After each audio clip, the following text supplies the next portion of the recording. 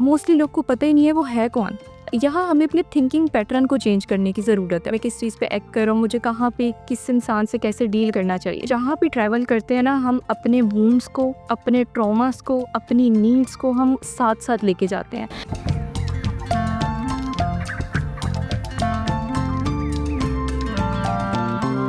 बिस्मिल्लाहिर्रहमानिर्रहीम, अस्सलाम वालेकुम। Dark and white with Sadia Bukhari में खुश आमदीद। आज हम बात करने लगे हैं पर्सनैलिटी के ऊपर। आप अपनी शख्सियत को कैसे संवार सकते हैं, अकॉर्डिंग टू फील्ड आपकी शख्सियत कैसी होनी चाहिए। और जिस तरह का दौर चल रहा है जहाँ पे आपके पास स्किल्स होना भी ज़रूरी है, आपकी जॉब अच्छी होना ज़रूरी है, वहाँ पे आपकी पर्सनैलिटी भी अच्छी होना बेहद ज़रूरी है। आज हम बात करेंगे कि किस तरह के करियर में आपकी पर्सनैलिटी किस तरह का इम्पेक्ट डालती है। तो हमारे साथ मौजूद है मरियम अख्तर, जो कि HR एग्जेक्टिव हैं। डेली रूटीन में जो है वो इंटरव्यूज़ लेती हैं। उसके अलावा बहुत सारे लोगों की पर्सनैलिटीज़ को देखती हैं। आज हम इनसे जानेंगे कि पर्सनैलिटी कितनी इम्पेक्ट करती है आपकी जॉब के ऊपर, आपकी करियर के ऊपर। तो सबसे पहले बहुत शुक्रिया, आप तशरीफ़ लेकर आई। कैसी हैं आप? अल्हम्दुलिल्लाह Sadia, thank you again for having me. अच्छा मरियम, आप जो कि HR में होती हैं, एग्जेक्टिव डिपार्टमेंट में होती हैं, और डेली आप देखती हैं कि कोई ना कोई आपके पास इंटरव्यू के लिए आ रहा होता है। पर्सनैलिटी को सबसे पहले देखा जाता है। HR का सबसे बड़ा मसला ये है कि वो सबसे पहले आपकी पर्सनैलिटी को देखते हैं। शख्सियत जो होती है उसको चेंज किया जाता है, ये बाय बर्थ ऐसी ही होती है? अच्छा, फ़र्स्ट ऑफ ऑल सादिया, मुझे लगता है कि हमें ना पर्सनैलिटी को समझने की ज़रूरत है। पर्सनैलिटी जो है वो वर्ड पर्सोना से निकला है, जिसका मतलब है इमेज। ठीक है, कि आप अपने आप को कैसे सामने वाले की तरफ प्रेजेंट कर रहे हैं या दिखा रहे हैं, एक मास्क है, ठीक है। सो इसमें हमारी फ़र्स्ट ऑफ ऑल इंडिविजुअलिटी आती है, जो हम असल में है। देन इनर पर्सनैलिटी आती है कि हम सोचते कैसे हैं, हम चीज़ों को पर्सनली लेते हैं या फिर हम रिएक्ट करते हैं चीज़ों पे, हमारा बिहेवियर कैसा होता है। देन फिर एक्सटर्नल आता है कि हमने कितना अच्छा अपने आप को प्रेजेंट किया हुआ है, हम बात कैसे कर रहे हैं, हम सुन कैसे रहे हैं, और की सारी चीज़ें आ जाती हैं। तो पर्सनैलिटी मोस्टली आउटर इफ़ेक्ट ज़्यादा करती है। मोस्टली लोग अपने आप को बाहर से बहुत अच्छी तरह से प्रेजेंट करते हैं, तो वो हम पे ज़्यादा अच्छा इम्पैक्ट डालता है। ठीक है। अच्छा, अगर जॉब के मुताबिक बात करें शख्सियत की, तो जॉब के मुताबिक अगर आपकी पर्सनैलिटी ना हो तो क्या आपके करियर पे असर पड़ता है? बहुत ज़्यादा असर पड़ता है। अब जैसे आप मीडिया पर्सन हैं, और अगर आप इंट्रोवर्ट होंगी, और इंट्रोवर्ट लाइक वो पर्सन होते हैं जो अपने तक रहना पसंद करते हैं, जो ज़्यादा बात करना नहीं पसंद करते, जो अकेले में रिचार्ज करते हैं। तो अगर आप अपनी जॉब पे भी ऐसी ही पर्सनैलिटी को प्रेजेंट करेंगी तो आप सामने वाले गेस्ट से बात नहीं कर सकती। तो उसमें हमें अपने कंफर्ट जोन से निकलना पड़ता है, अपने आप को थोड़ा चेंज करना पड़ता है। तो इसका बहुत ज़्यादा इम्पैक्ट होता है लॉन्ग टर्म में करियर पर। ठीक है। अच्छा, अगर कोई कामयाब सक्सेसफुल प्रोफेशनल बंदा है, तो क्या उसके अंदर ऐसी कौन सी ऐसी खूबी होती है या होनी चाहिए जो उसको कामयाब प्रोफेशनल बनाती है, उसकी शख्सियत को? अच्छा, बहुत अच्छा क्वेश्चन पूछा आपने। इस तरह की बहुत सारी ट्रेड्स हैं जो एक पर्सन को, एक नॉर्मल इंसान से और कामयाब इंसान को डिफरेंट करती हैं। मैं जैसे मेरा काम CEO के साथ ज़्यादा होता है, कंपनी के ऑनर्स के साथ ज़्यादा होता है, या मैं इवेंट्स पे भी जब ऑनर्स से मिलती हूँ तो मैं उनमें यही ऑब्ज़र्व करती हूँ कि उनमें ऐसी क्या क्वालिटी के वो वहाँ है और मैं यहाँ हूँ, क्या है। तो जो चीज़ मैंने बहुत ज़्यादा ऑब्ज़र्व की है वो है डिसिप्लिन। वो बहुत ज़्यादा डिसिप्लिन होते हैं, उनके खाने में वो डिसिप्लिन है, वो उठने बैठने में, अपने स्लीप स्केड्यूल में, हर चीज़ में वो डिसिप्लिन है first. Then quick decision maker, वो अपना जो डिसीजन है उसको क्विकली मेक करते हैं और फिर ऑन करते हैं। ऑनरशिप बहुत मैटर करती है, ऑनरशिप आती है। और इसमें फिर इस तरह से बहुत सारी और ट्रेड्स हैं जो एक पर्सन को बहुत ज़्यादा इम्पेक्ट करती है। ठीक है, वरना हम तो सोचते ही रहते हैं डिसीजन के लिए कि अब हमें ये डिसीजन लेना भी चाहिए कि नहीं, और फिर कहीं ना कहीं हम पीछे रह जाते हैं, हम ओवर थिंकिंग की तरफ चले जाते हैं। अच्छा, अगर इमोशनल इंटेलिजेंस की बात करें तो ये कितनी मैटर करती है, कितना इम्पेक्ट डालती है आपके करियर पे, आपकी शख्सियत को संवारने में और बहुत सारी चीज़ों में? इमोशनल इंटेलिजेंस सादिया बहुत इम्पोर्टेंट है। हमारे यहाँ की जो मोस्टली पॉपुलेशन है या जो आवाम है, उनको अपने इमोशंस का पता ही नहीं है। उनको नहीं पता कि मैं किस चीज़ पे रिएक्ट कर रहा हूँ, मैं किस चीज़ पे एक्ट कर रहा हूँ, मुझे कहाँ पे किस इंसान से कैसे डील करना चाहिए। सो इमोशनल इंटेलिजेंस बेसिकली अगर हम इसको सिंपल वर्ड्स में डिफ़ाइन करें तो इमोशंस को आप कितने इंटेलिजेंटली हैंडल करते हैं, अपने भी और सामने वाले के भी इमोशंस के अकॉर्डिंग रिस्पॉन्ड करना। सो ये एक लीडरशिप में ट्रेट होती है। जो लीडर्स होते हैं उनकी इमोशनल इंटेलिजेंस बहुत अच्छी होती है, और ये होनी चाहिए। बिल्कुल होनी चाहिए। ठीक है, एक ले पर्सन में भी यही तो वो ट्रेड्स हैं जो हमें एक नॉर्मल पर्सन को लीडर्स के साथ जो है सेपरेट करती हैं। ठीक है। अच्छा, अगर हम नेगेटिव थॉट्स की बात करें तो मोस्टली हमारे जहन में कुछ ना कुछ नेगेटिव चल रहा होता है, क्योंकि पॉजिटिव तो हम बहुत कम छेड़ते हैं, लेकिन नेगेटिव डोपामिन हमारा हर वक्त एक्टिव रहता है। नेगेटिव थॉट्स और लो कॉन्फिडेंस ये हमारी पर्सनैलिटी को किस तरह से मुतासिर करता है और कहाँ पे जाके पंच करता है? अच्छा, इसमें भी कुछ चीज़ें सादिया पर्सनैलिटी में ना बायोलॉजिकली बहुत ज़्यादा रोल प्ले करती हैं। वो कैसे? बायोलॉजी हमारी बॉडी में हमारे कुछ हार्मोन्स, कुछ लोग ज़्यादा सेंसिटिव होते हैं इन्वायरमेंट को लेके। बिल्कुल। यहाँ हमें अपने थिंकिंग पैटर्न को चेंज करने की ज़रूरत है। हमें अपने नेगेटिव थॉट्स को पॉजिटिव के साथ रिप्लेस करना चाहिए फर्स्ट। सेकंड, जो आपका क्वेश्चन है कि कैसे इम्पेक्ट करते हैं, तो ये बहुत ज़्यादा हमारी पर्सनैलिटी को मुतासर करते हैं। हम जब अंदर से ही अच्छा फील नहीं कर रहे होंगे, अभी अगर मैं अपने बारे में अच्छा फील नहीं कर रही तो मैं आपको देख के सोच रही होंगी कि सादिया मुझे कैसे परसीव कर रही हैं। मे बी वो मेरे बारे में नेगेटिव सोच रही होंगी, शायद वो मेरे बारे में अच्छा नहीं सोचती।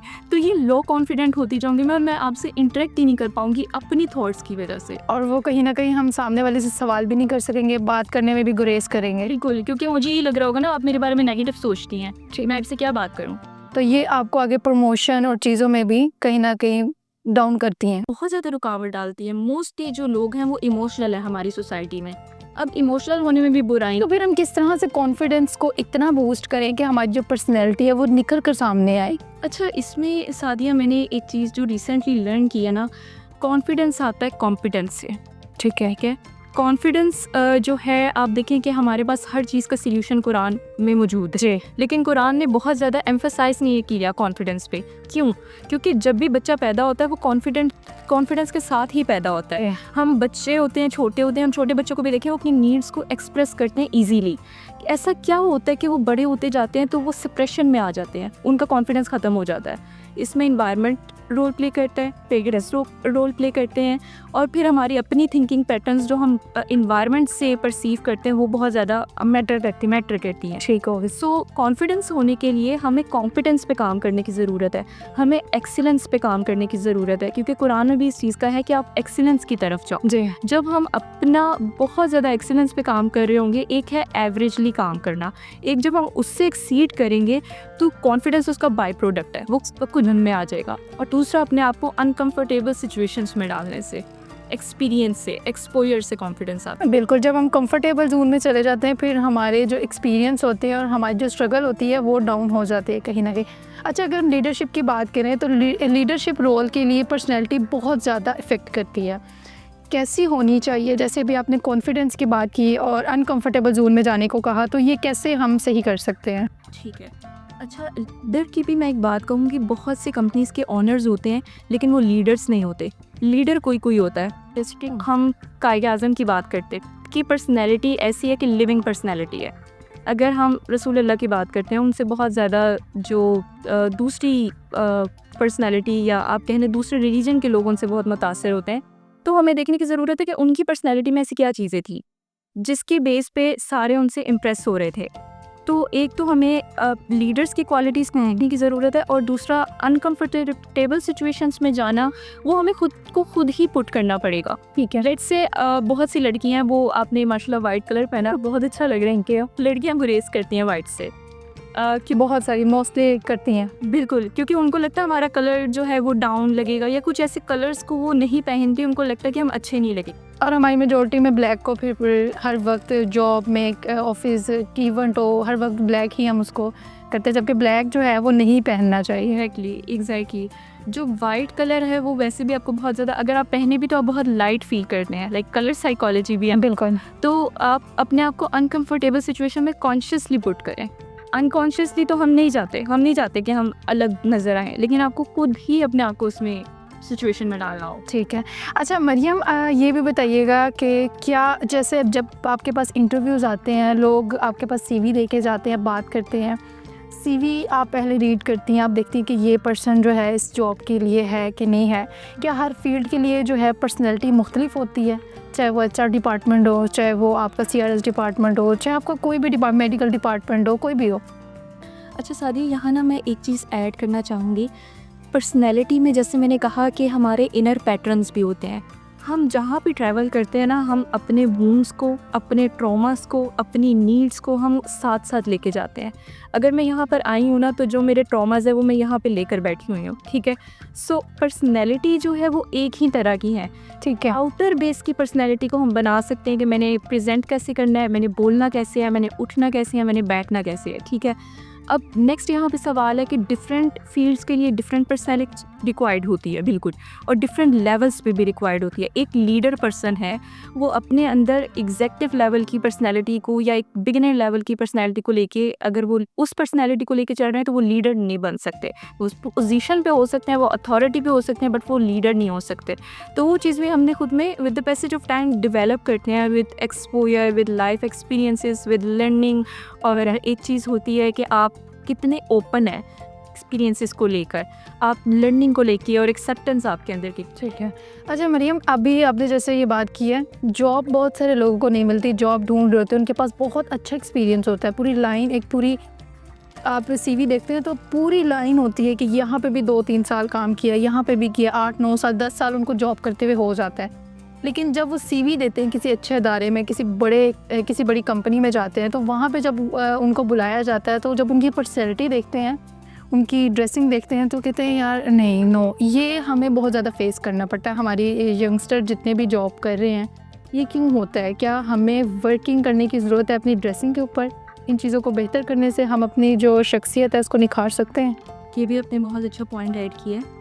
अच्छा, पर्सनैलिटी, हमारी आउटर पर्सनैलिटी बहुत ज़्यादा मैटर करती है, ठीक है। हम किसी रूम में एंटर हो रहे हैं तो हम नॉक करके एंटर हो रहे हैं, हम अंदर जा रहे हैं, हम क्या सामने वाले के साथ आई कांटेक्ट मेंटेन कर पा रहे हैं। और दूसरा, अगर हमारा इतना एक्सपीरियंस है, क्या हमारी कम्युनिकेशन वो चीज़ को कम्युनिकेट कर पा रही है, ठीक है। अगेन यहाँ पे चीज़ आ जाती है कॉम्पिटेंस एंड एक्सीलेंस। जिस पर्सन ने एक्सीलेंस पे काम किया ना, एक्सीलेंस में सारी चीज़ें इंक्लूड हो जाती हैं। आपको कॉन्फिडेंस आता कहाँ से है? आपको कॉन्फिडेंस आता है आपके काम से। जिस पर्सन ने काम ही नहीं किया, या जिसने वहाँ पे बैठ के टाइम पास किया है, और जस्ट उन्होंने एक्सपीरियंस गेन किया है टाइम पास करने में, तो वो अपने आप को वैसे प्रेजेंट नहीं कर पाते।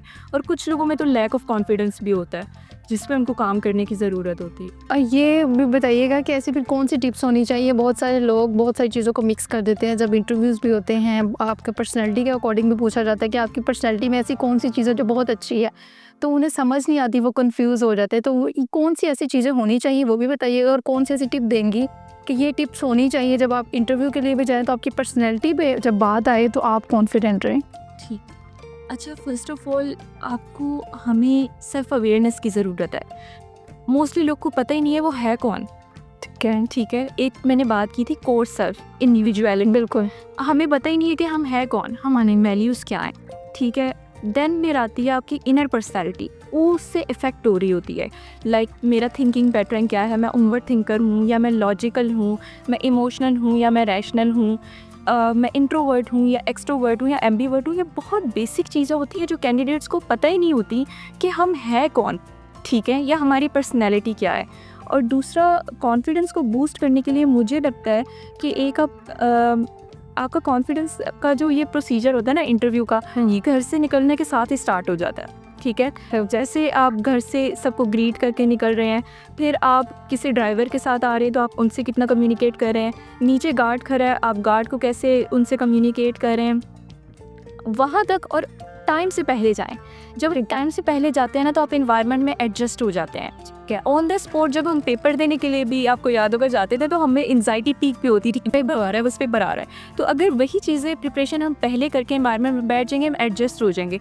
फिर अगर कोई वहाँ ऑफिस बॉय है, वो पानी लेके आ रहा है, आप उनसे बात करने की कोशिश करें, यहाँ तक आप में कॉन्फिडेंस आ जाएगा। अगर तो वो पर्सन है जो फ्रेशर है, जिसमें कॉन्फिडेंस है ही नहीं, और जो तो एक्सपीरियंस है, वो इन चीज़ों से गुजरेंगे तो उनका कॉन्फिडेंस तो और पीक पे हो जाएगा ना। और मतलब बिल्कुल खामोश रहने से भी आपका कॉन्फिडेंस जो है वो लैक हो जाता है, इंसान का माइंड श्रिंक हो जाता है। ठीक है। अच्छा, अगर हम तनकीद की बात करें तो क्या तनकीद बर्दाश्त करना, सब्र करना भी आपकी पर्सनैलिटी को स्ट्रॉन्ग करता है, या नहीं बस इतना ज़्यादा नहीं करना चाहिए? जैसे आजकल लोग किसी काम को राज़ी ही नहीं करते, कहते भाई हम तुमसे खुश नहीं हैं, तुम्हारा काम अच्छा नहीं है।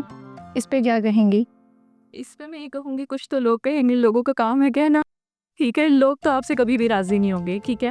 But at the same time आपने फीडबैक को या नेगेटिव फीडबैक को देखना है कि वो क्या आपकी पर्सनैलिटी में सुधार ला रहा है या वो आपको जस्ट वैसे ही किसी की नेचर है, कोई आपसे इनसिक्योर है।